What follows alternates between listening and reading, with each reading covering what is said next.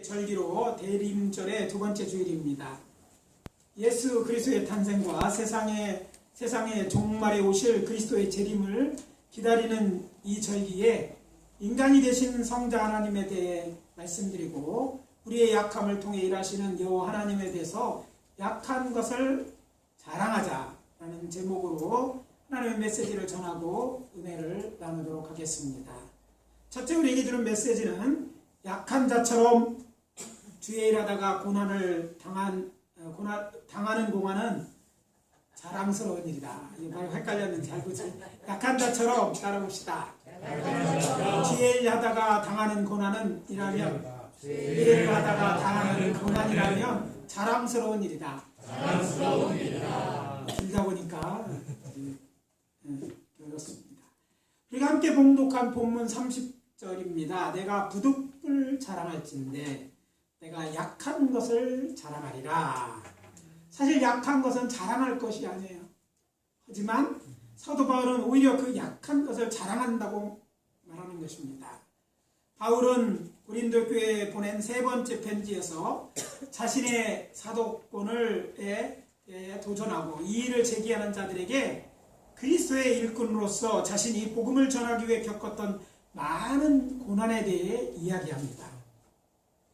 그리고 그것으로 자신이 얼마나 연약한 존재인지 말합니다. 옥에 갇히기를 많이 하고 매도 수없이 맞고 여러 번 죽을 뻔하였다. 그리고 이어지는 24절부터 29절까지는 그 구체적인 내용들입니다. 바울은 세상에 복음을 전하는 과정에서 몇 번이나 죽을 지경이 되도록 매를 맞거나 돌을 맞고 3번 타고 다니는 배가 파손하여 고초를 겪었고 또 여러 가지 위험에도 불구하고 전도 여행을 계속했던 일, 그리고 그 여정 속에 수고하고 애쓰고 자지 못하고 먹거나 마시지 못하고 그래서 굶고 춥고 헐벗었다는 그런 내용을 이야기하고 있는 것이죠. 거기에다가 그는 모든 그에 대한 염려와 애태움으로 날마다 속에서 눌림을 당한다고 말하고 있습니다. 사실 바울 생각하면 바울은 믿음의 거장이지 않습니까? 초대교회 사도 중에 사도요. 정말 이렇게 담대하고 용감한 사람이 있을까? 얼마나 강한 사람이기에 이렇게 생각하지만 사실 바울의 삶을 들여다보면 이건 강한 자의 삶이 아니라 연약한 우리와 같이 정말 열악한 자임을 우리가 알게 되는 것이죠. 그의 삶은 도저히 믿어지지 않을 만큼 하나님이 그와 함께 하신다고 믿어지지 않을 만큼 고난의 연속이었습니다. 우리가 생각하는 예수 믿고 복을 받은 인생이라고는 도저히 여겨지지 않을 만큼 연약한 사람처럼 육체적으로나 정신적으로 어렵고 힘든 인생을 살아온 것입니다. 그리스도의 일꾼으로서 바울은 복음을 위하여 열심히 그의 표현을 빌리자면 넘치도록 수고하였음에도 불구하고 이런 일을 겪으며 주의 일을 했던 것입니다. 그런데 놀라운 일은 그런 자신의 연약함을 오히려 자랑하리라고 말하고 있는 것이죠. 대반전입니다. 거기에는 이런 이유가 있었습니다. 오늘 본문의 첫 구절에서 자신은 그리스도의 일꾼으로 주께서 맡긴 일을 감당하다가 겪은 일이기 때문에 부끄러운 일이 아니라 자랑거리로 여겼기 때문입니다. 사람이 보면 저주받은 것 같고 하나님 뜻대로 살지 않아서 그런 것 같지만 주의 일을 하기 위해 그것이 필요한 일이었기 때문에 그렇게 약한 모습 가운데서도요 주의 일에 열심히로 수고했던 것이죠. 그래서 남들이 보기에는 복받지 못한 사람들처럼 보이고 정말 하나님의 말씀대로 살지 않은 무엇이 죄 때문인지 있을 거라고 생각하지만 그렇지 않고 바울에게는 그것이 자랑거리라고 생각해졌던 것입니다. 하나님의 일을 하면서 주의 일꾼들이 약한 자처럼 고난받는 일에 대하여 의아하게 생각하는 분들이 계실 줄 압니다. 저렇게 신앙생활 잘하는 사람이 사업이 그렇게 안 된 거 이게 다른 문제가 있는 거 아니야? 경제적으로 어려운 것뿐만 아니라 어떤 병을 들은 일 이런 일들이 있게 되면 우리는 그런 일로 수근수근 되기 쉽습니다. 그렇지만 사실은 생각해 보면 하나님께서 세상을 구원하심에 있어 택하신 자들로 약한 자처럼 고난을 당하게 하심은 하나님의 놀라운 계획과 섭리가 있기 때문이라는 것이 성경이 우리에게 가르쳐주는 것입니다. 약한 그때가 여호와 하나님께서 그와 함께 하심으로 그에게 힘을 주어 그 모든 고난을 이겨낼 수 있도록 일하시는 시간이기 때문입니다. 그리고 때가 되면 그렇게 수고한 데에 하나님께서는 그렇게 쓰임받은 자를 결국 영화롭게 하실 것이기 때문에 사실 우리가 고난당하고 어렵고 정말 이런 당하는 것이 나중에는 우리의 하나님 앞에 상 받는 조건이 되어지고 마치 이제 우리가 어떤 사람을 표창할 때 공적을 표창할 때 공적 투서처럼 우리가 수고한 것에 대한 그런 수고한 내용이 되어질 것이기 때문입니다. 네. 더욱 놀라운 사실은 바울이 주의 일을 하기 위해 아주 약한 자가 된 것은 그가 처음이 아니라는 것이죠. 사도 바울 이전에 이미 어쩌면 바울보다 더 연약한 자로서 하나님의 일꾼이 되신 분이 계시는데 그분이 우리의 구원자이신 예수 그리스도입니다. 아멘. 예수님은 성자 하나님으로서 인류를 구원하기 위해 여호와 하나님의 뜻에 순종하여 스스로 약한 자가 되셨습니다. 영존하시는 하나님께서 연약한 인간이 되신 거예요. 그리고 하나님으로서의 능력을 제한하시고 우리 믿는 자들처럼 성령을 의지하여 모든 고난을 이겨내고 구원자가 되신 것입니다.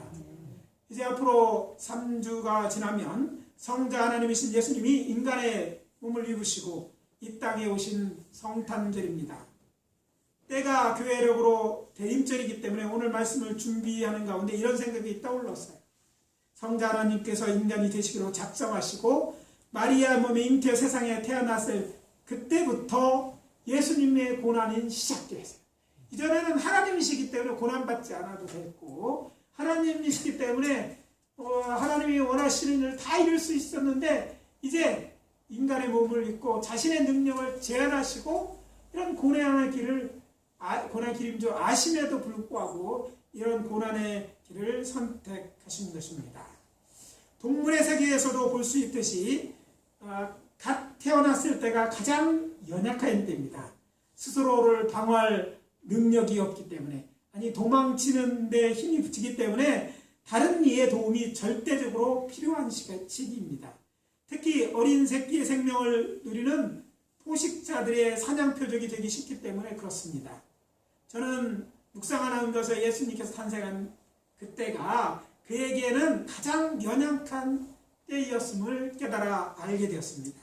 아울러 저는 아기 예수와 요셉을 강을 지키시고 안전한 곳으로 인도하시고 보호하신 분이 여호와 하나님이셨음을 또한 깨닫게 되었어요. 아멘. 하나님이 저가 인간이 되셔서 오셨지만 마치 부모가 갓 태어난 아이를 보호하듯이 보호하시고 지키셨기 때문에 그가 이제 성자에서 주의 일을 감당할 수 있도록 된 것이라고 생각할 때 우리를 약하게 두는 데는 하나님은 다 이유가 있는 거예요. 그리고 우리가 정말 필요할 때 하나님은요 부모가 자녀를 사랑하고 기억하고 그를 위하여 여러 가지를 공급하는 것처럼 공급하신다를 깨닫게 된 것입니다. 마치 세상에서도 가난한 자를 보호하고 음식을 주어 먹으시고 또 저들을 가르치고 훈련시키는 분이 부모이듯이 여호와 하나님께서 친히 그렇게 하셨던 것입니다. 아멘. 당시 그 땅은 로마 제국이 세운 헤롯 대왕이 다스리고 있었는데 그는 동방으로부터 하늘을 관측하다 발견한 큰 별을 찾아내고 별의 움직임을 따라 온 박사들로부터 장차 이 땅을 다스릴 왕이 태어났다는 소식을 알게 됩니다.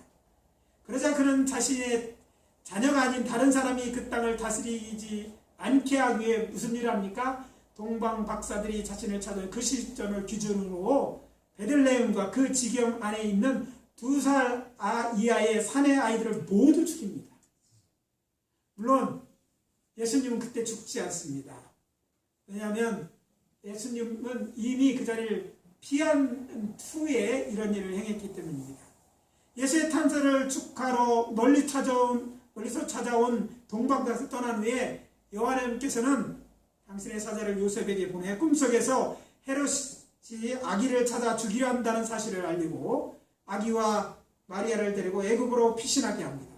결국 헤롯 대왕이 예수님을 찾아내지 못하고 죽자 여호와께서 당신의 사자를 다시 보내 이제 이스라엘 땅으로 돌아오게 하셨고 요셉 가족은 갈릴리의 나사렛에서 살게 됩니다. 이런 아기 예수의 탄생과 요셉 가정의 나사렛에 정착하여 살아가기 전에 있었던 일이나 사도 바울이 이방인의 사도로서 복음을 전하면서 겪었던 모든 일은 한 가지 사실을 가리킵니다. 거의 모든 사람들은 세상을 살아가면서 여러 가지 고난을 당하고 생명의 위험을 느끼며 살아갑니다. 특히 우리가 예수님처럼 바울처럼 하나님의 나라를 위하여 일꾼이 되었다면 우리도 약한 자처럼 고난당하고 위험을 느끼고 염려하는 모든 일이 하나님을 기쁘게 하는 일이고 결국 선한 열매를 맺도록 할진데 사도 바울처럼 우리의 약함을 자랑하게 되시기를 예수 그리스도 이름으로 축원합니다. 약점은 약점이에요. 어렵지 않았다는 얘기가 아니에요.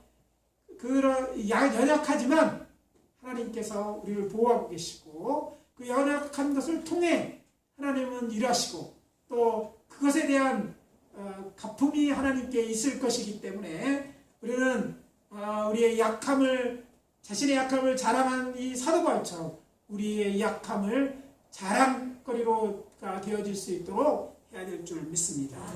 두 번째 우리에게 주는 메시지는 이것입니다. 내 능력이 약할 때 그리스도의 능력이 내게 머물기 때문입니다. 따라봅시다. 내 능력이 약할 때 그리스도의 능력이 내게 머물기 때문이다.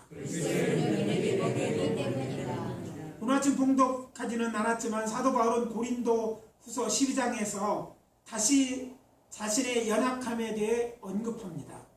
제가 고린도 후서 12장 9절과 10절 말씀을 봉독하겠습니다. 나에게 이르노니 내 은혜가 내게 족하도다.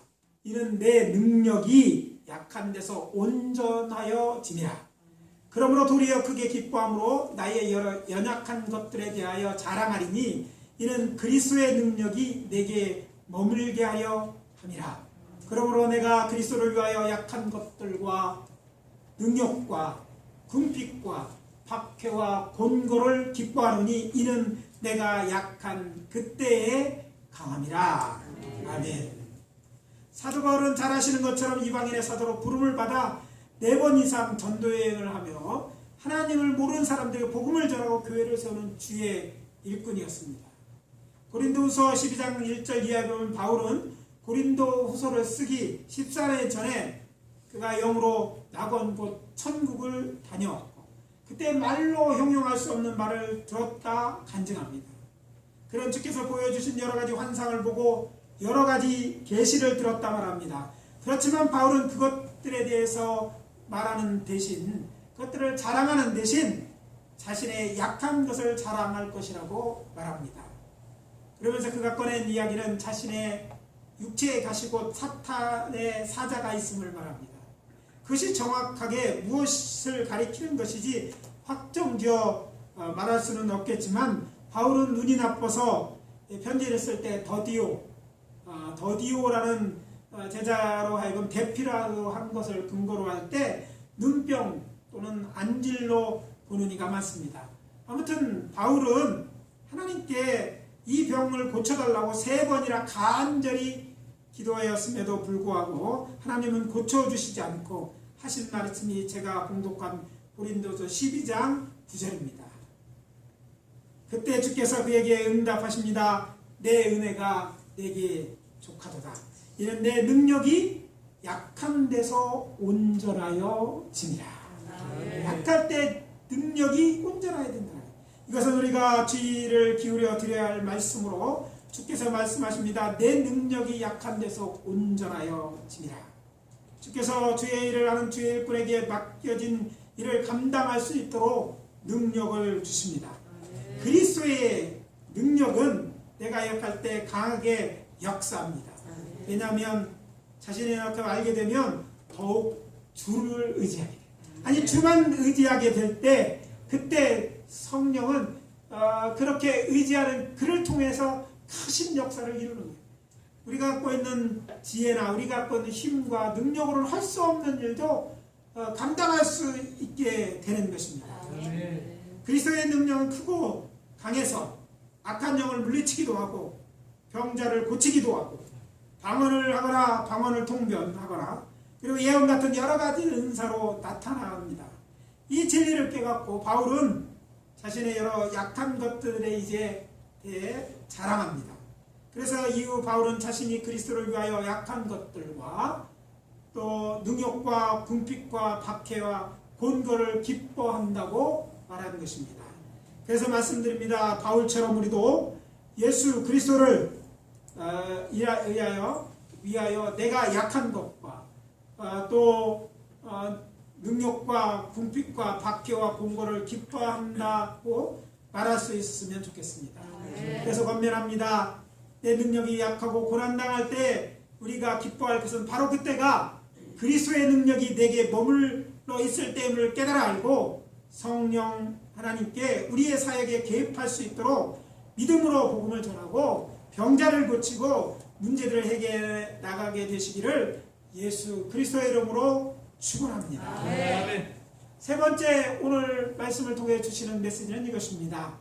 나는 비록 약하나 그리스도 안에 있으면 하나님의 능력으로 영원히 살게 될 것입니다.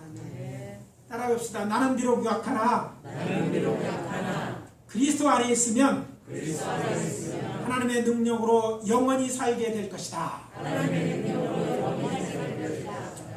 고린도 13절에서 바울은 다시 한번 이제 약한 얘기를 꺼냅니다. 그가 고린도 교회를 다시 방문할 계획이 있었음을 말하면서 그리스도께 약하게 하심으로 십자가에 못 박히셨으나 하나님의 능력으로 부활하여 살아계심에 대해 언급하면서 이렇게 말합니다. 우리가 비록 약할지라도 그리스도 예수 안에 있으면 어디에? 예수 안에 있으면 우리도 하나님의 능력으로 다시 살게 될 것이다. 고린도후서 13장 4절입니다. 그리스도께서 약하심으로 십자가에 못 박히셨으나 하나님의 능력으로 살아계시니 우리도 그 안에서 약하나 너희에 대하여 하나님의 능력으로 그와 함께 살리라. 할렐루야. 우리가 비록 약할지라도 예수 그리스도를 나의 구주로 믿음 안에 있으면 하나님의 능력으로 우리가 예수님과 함께 영원히 살게 될 것입니다. 우리를 위해 우리 주 예수님께서는 약한 자가 되어 사내들인 공회에서 신선모들을 범했으므로 죽어 마땅하다고 정죄되셨습니다. 그런데 예수님은 저들의 계략을 알고도 자신의 죄 없음에 대해 적극적으로 변명하지 않으셨습니다. 이후 저들은 예수를 예언자로 믿거나 또 예수를 따르는 자들이 많음을 감지하고 로마 총독 빌라도에게 저가 죄를 묻을 수밖에 없는 죄명으로 고발하고는 예수를 십자가에 못 박아 죽이라고 압박합니다. 그 죄명이 무엇입니까? 반역죄입니다. 반역죄, 어떤 죄보다 큰 죄죠. 우리나라는 과거에 이제 왕이 돼서 반역하는 자들이 삼족을 멸하는 그런 형벌을 내리지 않습니까? 그리고 또 부관 참시라고 죽은 사람 시체를 끊어서 불태우는 그런 일까지 이제 그런 형까지 내리는 게 이게 반역죄인 거예요. 그런데 그런 반역죄로 고발한 거죠. 어떤 반역죄입니까? 예수님이 유대인의 왕, 곧 로마가 인정하지 않는 유대인 왕이라고 자처하는 일로 로마를 대항하는 일, 곧 반역죄로 사형에 해당되는 중죄였기 때문입니다. 더욱 놀라운 사실은 아이러니하게도 로마 총독 빌라도는 예수가 무죄라는 것을 알고 있었기 때문에 어떻게든지 예수를 놓아주려고 예수님에게 내가 유대인의 왕이라고 물었을 때 자신의 나라가 세상에 속한 나라가 아님에도 불구하고 적극적으로 설명하지 않으시고 단지 내 말이 옳도다 라고 짧게 대답하십니다. 그리고 아무런 변명을 하지 않습니다. 자신의 생명이 왔다 갔다 하는 순간인데 말입니다. 그는 자신이 유대인 왕으로 메시아 곧 그리스도인 것을 부인하지 않았던 것입니다. 대신 희생제사 제물로 드려지는 어린 양처럼 세상 죄를 지고 십자가에 달려 돌아가시로 작정하시는 것입니다. 로마 총독 빌라도의 사형언도가 있고 채찍질 당하고 이제는 십자가를 지고 골고다 언덕을 향해 걸어가시는 연약하신 예수님의 모습을 생각해 봅시다. 하나님이라고 여겨지지 않잖아요. 인간 중에 그렇게 보잖아요. 따르는 사람도 많은 사람들을 병을 고쳐주고 정말 그들의 마음에 감동 있는 메시지를 전했음에도 불구하고 그런데 이렇게 채찍에 맞고 죽으러 가는, 끌려가는 그 모습 생각해 보면 얼마나 연약한 모습입니까? 그리고 십자가 위에 세상계를 짊어지고 절규하듯 하늘을 향하여 외칩니다. 엘리 엘리 라마 사박다니. 번역하면 나의 하나님 어찌하여 나를 버리셨나이까. 여호와 하나님께서 세상을 구원하시려고 당신의 아들 예수님을 버리신 것입니다. 하나님 아버지로부터 예수님이 버림받으신 거예요. 그러나 그게 끝이 아닙니다. 장사된 지 3일째 되던 날인 안식구 첫날 새벽 주일에 예수님은 부활하심으로 세상에 생명의 빛이 되신 것입니다. 할렐루야. 만약 우리가 예수 그리스도와 함께 영원히 살기를 원한다면 우리 자신을 늘 돌아다보고 내가 믿음 안에 있는지 자기 자신을 점검해야 할 것입니다. 우리가 구원을 얻어 영생에 이르는 것은 우리의 공로 때문이 아닙니다. 우리가 좋은 일을 많이 했기 때문에 의로운 사람이기 때문이 아니라는 거예요. 전적으로 우리는 구원받을 자격이 없지만 하나님의 은혜로 구원을 얻는 거예요. 구원은 하나님의 은혜입니다. 누구나 그런 은혜를 받을 수 있는 것은 아닙니다. 그렇다면 무엇으로 그런 하나님의 은혜를 받을 수 있는 것입니까? 믿는 자의 믿음입니다. 신약 성경은 예수 그리스도를 나의 주, 나의 하나님으로 믿어야만 하나님의 구원의 은혜를 받을 수 있다고 말합니다. 이렇게 우리의 공로가 아닌 하나님의 은혜를 얻으려면 우리 주 예수님이 나의 구주심을 믿어야 할 것입니다. 여호와 하나님께서 우리를 구원하시기 위해 당신이 사랑하는 외아들이신 성자 하나님을 인간이 되게 하셨고 그가 우리의 죄를 대신 지고 십자가에 달려 돌아가심으로 하나님께 나아갈 길을 여신 것입니다. 예수 그리스도께서 십자가에 달려 돌아가셨을 때 예루살렘 성전은 기이한 일이 일어났습니다. 예수 그리스도가 죽는 순간 성소 휘장이 위로부터 아래까지 찢어져 둘이 된 것입니다. 성소 휘장은 24가닥의 실로 꼬여진 72개의 줄을 모아서 섞어 짠 거예요.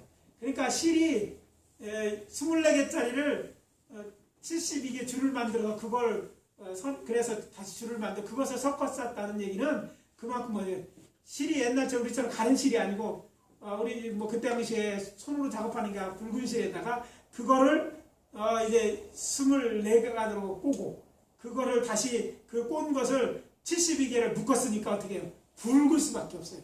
그거로 짰는데 그렇게 짠 길이가 약 22.4m가 되고 넓이 또한 11.2m가 되었습니다.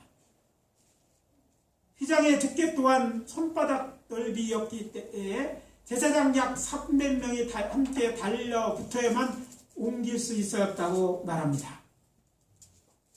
성소 휘장이 무엇입니까? 성소 밖과 안을 연결하는 겁니다. 성소 안은 하나님이 계신 곳이고 성소 밖은 세상이죠. 근데 그 사람들이 하나님께 나가는 휘장에 걸려서 나갈 수 없는 거예요. 죄인이 하나님 앞에 나갈 길이 없는 거예요. 그런데 하나님께서 예수 그리스도를 우리의 죄를 다 사신 후에 이제 친히 그 휘장을 가르치는 것입니다. 그래서 사람이 이제 하나님께로 나아갈 길, 영원한 하나님의 예비하신 나라로 갈 수 있는 길을 여신 것이죠.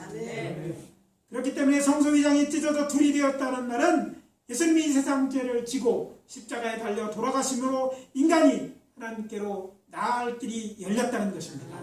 이 길은 영원한 하나님의 나라에 들어간 유일한 생명의 길입니다. 생명. 그래서 말씀드립니다. 우리가 비록 약할지라도 예수 그리스도 안에서 믿음을 잃지 않고 살아간다면 언젠가 우리도 우리의 장막을 옮길 날이 있을 것입니다. 그렇다면 주께서 다시 세상에 다시 오실 때 하나님의 능력으로 우리는 다시 살게 될 것입니다. 아멘. 내가 진실로 속히 오리니 아멘. 주 예수여 오시옵소서. 아멘. 요한계시록의 마지막 말씀입니다. 이제 오늘 말씀을 마무리합니다. 오늘 아침 주께서 우리에게 주신 메시지는 이것입니다. 약한 자처럼 죄를 하다가 당하는 고난이라면 부끄러운 일이 아니라 자랑스러운 일입니다. 아멘. 아니 내가 있는 것을 자랑하는 세상 사람들 같지 아니하고 이렇게 정말 죄를 하다가 약한 자처럼 고난당하는 이 일을 자랑할 수 있게 되시기를 예수 그리스도로 축원합니다. 또 내 능력이 약할 때 그리스도의 영이 내게 머문다는 사실을 기억하시고 약하다는 그리스도의 영이 그리스도의 능력이 우리의 머물게 하려고 그렇게 되었음을 깨닫고 우리는 약한 것에 대하여 더 이상 두려워하지 마시기 바랍니다. 그리고 나는 비록 약하나 그리스도 예수 안에 있으면 하나님의 능력으로 영원히 살게 될 것입니다. 이 믿음을 갖고 살아가시는 저와 여러분 되어주시고 그래서 사도 바울처럼 우리의 약함을 자랑한 자가 다 되시기를 예수 그리스도 이름으로 축원합니다. 이 말씀에 동의가 되면 큰 소리로 아멘. 네, 잠깐 기도하도록 하겠습니다. 오늘 여러분이 약함이 드러나서 힘든 분들이 계십니까? 아니 죄를 하다가 고난당하는 분들이 계십니까? 그때 당하는 고난은 부끄러운 일이 아니라 하나님을 기쁘게 하는 일로 하나님 앞에서 우리의 자랑거리가 될 줄 믿습니다. 우리가 이 주신 메시지를 기억하면서 통성으로 한 2분 동안만 기도하고 제가 마무리 기도하도록 하겠습니다. 같이 기도합니다. 사랑과 자비함을 주시는 기도와 감사합니다. 바다 가운 보통 사람들이 약한 것을 자랑하는 것입니다. 약한 것을 자랑하는 것은 그 약함을 통해 하나님의 능력이 되고 또 그것을 이 약함을 통해 일하시는 주님의 역사를 통해서 우리가 주님과 영원히 살게 될 것임을 선포하였습니다. 기도합니다. 우리가 약한 죄를 하다가 고난 당하게 되는 아버지 하나님이여 자랑스럽게 되는 저희들에게 도와주시옵소서. 비록 아버지 하나님 고난이 있을지라도 아버지 하나님 사는 사람들이 약하게 보고 또 불안할지라도 정말 죄를 잘 감당하여 되게 하시고 그렇게 나가는 고난이라면 자랑스러운 일로 그래서 약한 것을 자랑하는 자들에게 도와주시옵소서. 기도합니다.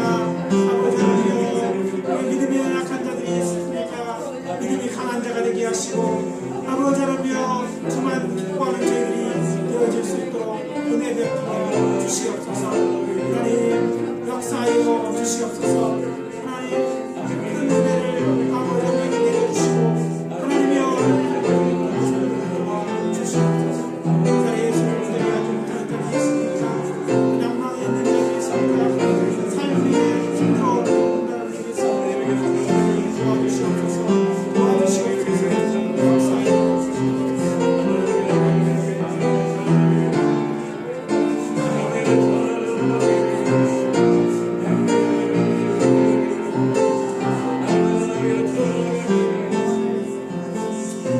아버지 하나님 주의 은혜와 사랑을 감사합니다. 주께서 오늘 말씀을 통해서 약한 것을 자랑하자고 아버지 하나님이여 우리에게 권면하시니 감사합니다. 사도 바울이 자신의 약한 이런 것 약한 자처럼 죄를 당하는 고난을 자랑스럽게 여긴 것처럼 우리도 아버지 하나님이여 비록 약한 자처럼 보이지만 죄를 함으로 당하는 고난과 어려움을 자랑스럽게 여길 수 있는 우리가 되게 도와주시옵소서. 아버지 하나님이여 다 하나님의 영광을 위하여 하는 일이 되게 도와주시고 그 아버지 우리의 약한 자체가 아니라 약한 가운데서도 아버지 약한 가운데 주께서 베푸시는 은혜 특별히 약한 가운데 주의 능력이 그리스도의 능력 우리에 머물게 되고 더 나아가서 우리를 구원하여 영생에 이르갈 줄 믿고 하나님 앞에서 약함을 자랑하는 저희들이 되어줄 수 있도록 축복해 주시옵소서. 아멘. 아버지, 그 고난이 질병입니까? 아버지 하나님, 저들의 병을 고쳐 주시옵소서. 아멘. 자녀의 문제입니까? 부모 형제의 문제입니까? 주여, 우리가 감당할 수 없는 이것을 주님 앞에 아뢰입니다. 주님, 우리의 연약한 것을 아버지 제율하시고 저들에게 은혜를 베풀어 주시되, 저들이 그 아버지 약한 것 가운데 힘을 얻고 아버지 하나님의 은혜를 얻을 수 있도록 도와주시옵기를 바라고 원합니다. 아멘. 아버지 하나님, 우리 사랑하는 믿음의 형제자매들 주의 전에 와서 예배합니다. 이 발걸음이 계속되어질 수 있도록 축복해 주시고, 아멘. 주를 위하여 헌신한 자들을 기억하시고 저들을 축복하여 주시옵소서. 아멘. 아버지 하나님, 비록 우리가 이 세상에 살았을 때 사탄의 올무에 빠지지 않게 도와주시고, 아멘. 아버지 하나님이여, 우리가 염려하는 일들이 우리에게 일어나지 않도록 주여 우리를 보호하시고 지켜보아여 주시옵소서. 아멘. 또 이 시간 병든 자들을 위하여 기도합니다.